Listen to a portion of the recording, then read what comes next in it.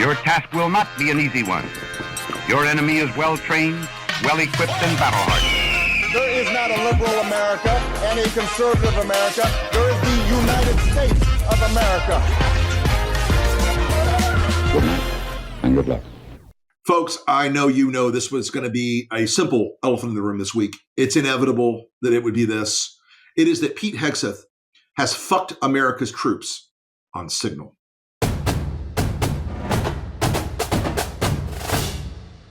And, you know, the Republicans like to pretend that they have an exclusive and complete and eternal domination of the issue of who loves the military, who cares about our men and women in uniform. I mean, they would prefer no women in uniform, but that's another story for another day. They want to play this game all the time. We see it a lot. I've seen it for decades. When I was a Republican strategist, we used it against Democrats. We used it against you guys all the time. You really don't like the men and women who serve this country. You are in favor of the communists. And it was always kind of bullshit. But now, and I want to get really into the weeds on this for a minute, on the Signalgate problem. We're going to set aside for one moment the legality of what Pete Hegseth and Mike Waltz and the rest of these clowns did, which it was illegal. And I can tell you this from personal experience, the inadvertent, because guys, I can remember the briefings from 30 years ago when I was getting all my clearance bullshit done. Even if you do it inadvertently, it can be illegal. You can say things are secret. You can say things that end up being secret or top secret or even SCI that you don't think are, but you make a mistake. You can still be liable for that. The semantic games that have been played for the last few days by everyone from Caroline Leavitt up to Donald Trump, trying to minimize what has happened here. Did you ever try to start a group text? You're adding people and you accidentally add the wrong person. All of a sudden, your Aunt Mary knows all your raunchy plans for the bachelor party. Well, that kind of happened today with the Trump administration. A cataclysmic, catastrophic compromise of American national security at the highest possible level. You can't word game your way out of this, kids. And here's the thing that I think is the most important element of this. Pete Hegseth is dumping into that chat specific push times for aircraft, specific launch times for Tomahawk missiles, specific information about when they're going to be taking off. Now, I don't know about you guys. You may think that the folks in Yemen are primitive tribesmen living in huts and drinking camel milk. But here's the thing. The Iranians know how to do math.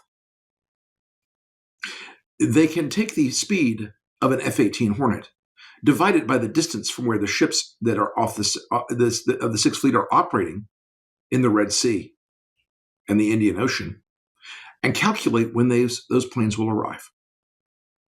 They can do the same thing with Tomahawk missiles. They can do the same thing with drones if they find out about that information. And Pete Hegseth is putting in this signal chain. Several of the phones on the signal chain are almost certainly compromised. Lutnick, Waltz, Gabbard. Gabbard's probably just fucking dialing right back to Moscow for that matter, but that's another story.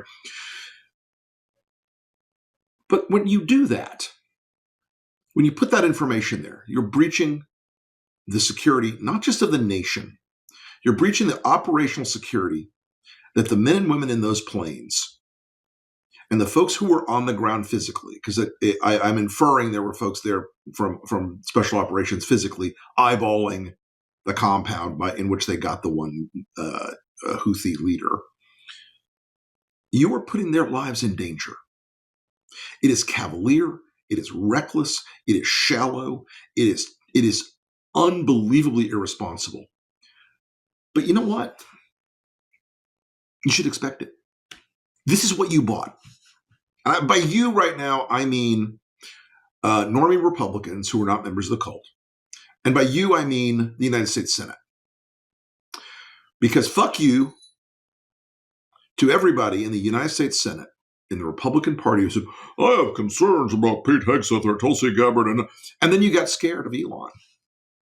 You got scared of Elon Musk running a primary against you. So what did you do? What did you do? You put a man like Pete Hegseth, a drunk, disorderly, mentally insufficient, and by the way, that is one thing you really need to understand. Pete Hegseth is dumb as a bag of fucking hammers, okay? I've got bread mold more intelligent than Pete Hegseth. He is a fucking moron.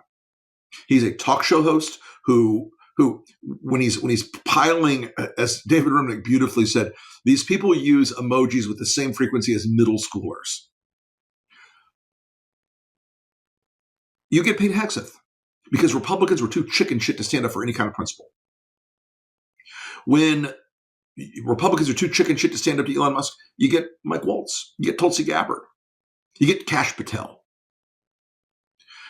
All of these people in Signalgate, all of them that appeared before the Senate this week, Waltz, Gabbard, and Patel,